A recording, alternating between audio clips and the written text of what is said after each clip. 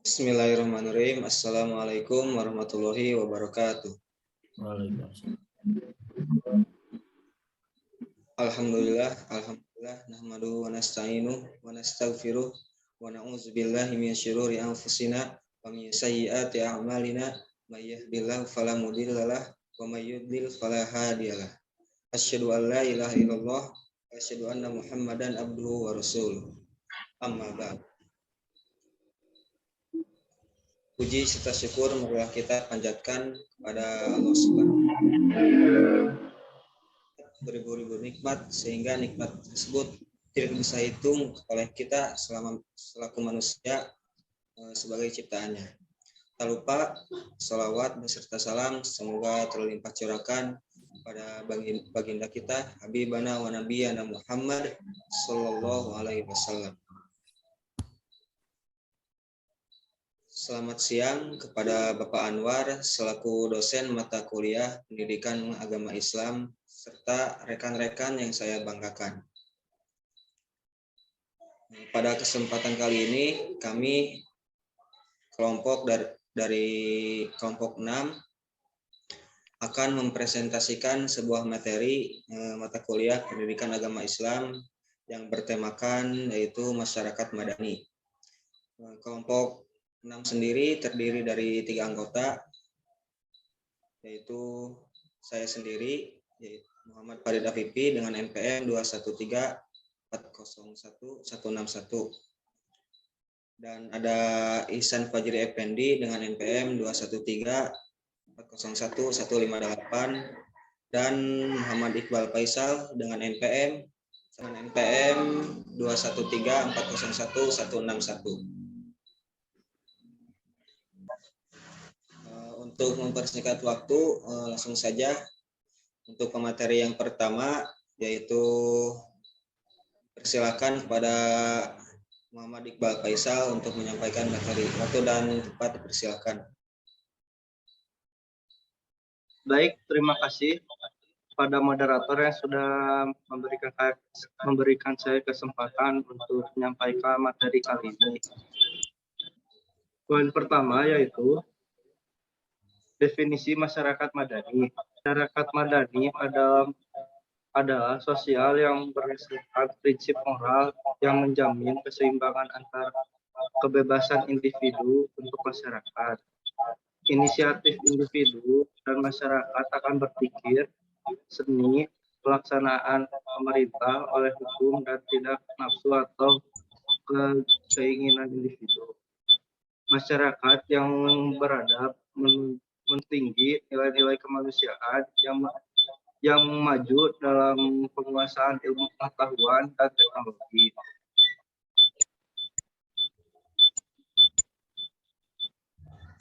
Lalu, masyarakat madani dalam perspektif Islam. Yang pertama, Umanatan Widya, yaitu ungkapan ini terdiri dari 2 kata umata dan widya. Kata umana berasal sekelompok manusia atau masyarakat, sedangkan kata widya adalah bentuk maunas dari kata widya yang secara bahasa yaitu satu. Allah Subhanahu wa taala menciptakan manusia sebagai makhluk sosial yang berdasarkan saling membantu. Yang kedua, umanatan wasatan, yaitu farilah umatan wasatan mendukung makna masyarakat ideal. Yang ketiga, khairul ummah, yaitu diartikan sebagai umat terbaik atau umat yang unggul, bahwa kaum muslim adalah kaum umat terbaik yang membawa tugasnya untuk mencegah dari munkar pada Allah Subhanahu wa taala. Yaitu dapat ditafsirkan sebagai negeri atau daerah yang baik. Kata baitun berasal dari kata bolod. Dalam pengertian bahasa, kata ba'ad ini diterjemahkan sebagai tempat kumpul manusia yang hidup. Sekian, terima kasih. Saya kembalikan kepada moderator. Baik, terima kasih kepada Muhammad Iqbal Faisal yang telah menyampaikan materinya. Lanjut ke pemateri yang kedua, yaitu pada Ihsan Fajri Effendi. Pada waktu dan tempat dipersilakan untuk menyampaikan materinya. Terima kasih kepada moderator yang telah mempersilahkan saya untuk menyampaikan materi C. Ciri masyarakat ideal. Slide. Yang pertama, amar ma'ruf. Kata ma'ruf berasal dari bahasa Arab. Dalam tatanan bahasa Arab, kata ma'ruf merupakan isim maf'ul yang berarti tertulis atau ditulis. Kata kerja dari ma'ruf adalah arafa yang mempunyai arti mengetahui, mengenal, melihat dengan tajam, atau mengenali perbedaan. Selanjutnya, kata ma'ruf diartikan sebagai sesuatu yang diketahui atau dikenal. Yang kedua, nahi mungkar. Nahi mungkar berasal dari bahasa Arab. Secara bahasa, nahi memiliki arti mencegah dan mungkar diartikan sebagai segala sesuatu yang dipandang buruk, baik menurut syariat maupun norma akal yang sehat. Makna ini kemudian menjadi lebih luas dalam konsepsi syariat, yaitu sebagai segala sesuatu yang melanggar norma-norma agama dan budaya atau adat istiadat dalam suatu masyarakat. Yang ketiga, ruang publik yang bebas. Ruang publik yang diartikan sebagai wilayah di mana masyarakat sebagai warga negara memiliki akses penuh terhadap setiap kegiatan publik.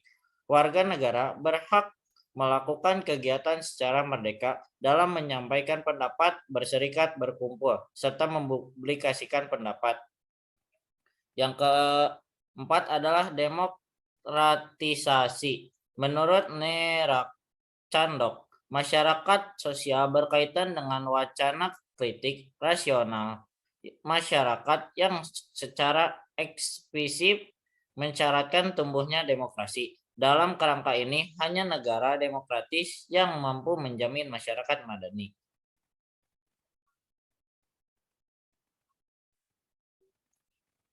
Yang kelima, toleransi. Toleransi adalah kesediaan individu untuk menerima pandangan-pandangan politik dan sikap sosial yang berbeda. Toleransi merupakan sikap yang dikembangkan dalam masyarakat madani untuk menunjukkan sikap saling menghargai dan menghormati pendapat, serta aktivitas yang dilakukan oleh orang atau kelompok masyarakat yang lain berbeda.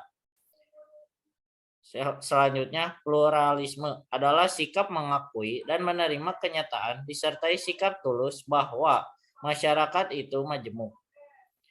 Yang terakhir, keadilan sosial. Keadilan yang dimaksud adalah keseimbangan dan pembagian yang proporsional antara hak dan kewajiban setiap warga dan negara yang mencakup seluruh aspek kehidupan. Selanjutnya.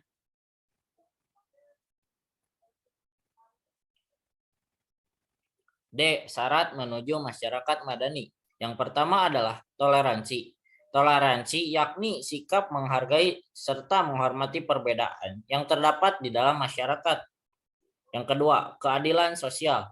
Keadilan sosial yakni sikap tidak membeda-bedakan dalam pemenuhan hak dan pelaksanaan kewajiban setiap anggota masyarakat.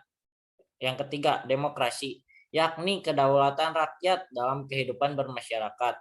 Masyarakat berinteraksi dengan sekitarnya secara demokratis tanpa mempermasalahkan perbedaan sosial yang ada.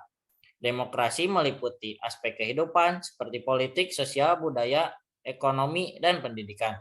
Oleh karena itu, penting juga bagi anggota masyarakat madani untuk mengerti sistem politik demokrasi. Yang keempat adalah pluralisme. Pluralisme adalah keberadaan masyarakat yang majemuk, sehingga setiap individu harus memahami dan menyikapi perbedaan dengan sikap yang tulus.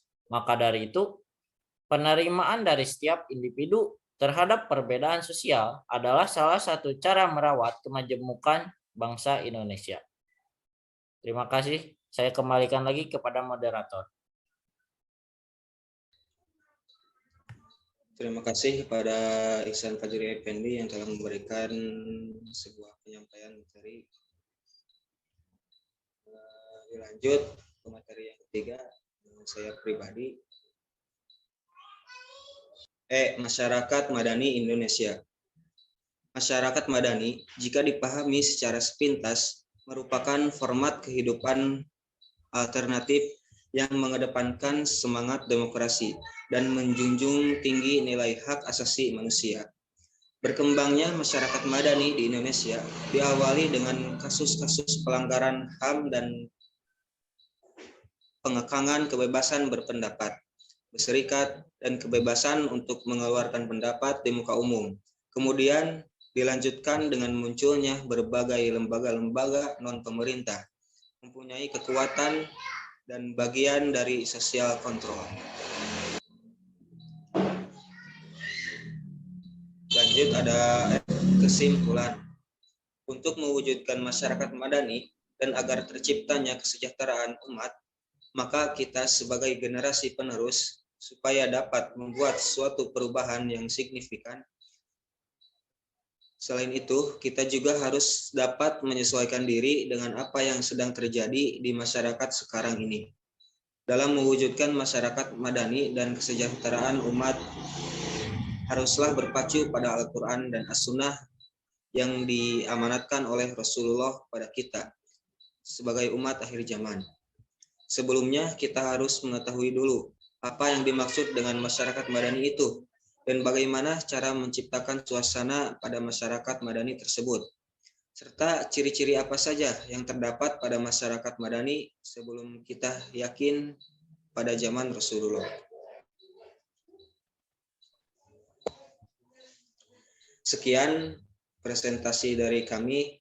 Mohon maaf bila ada tutur kata yang salah, mohon dimaafkan.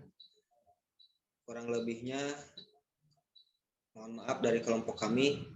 Sekian, billahi taufiq wal hidayah. Wassalamualaikum warahmatullahi wabarakatuh.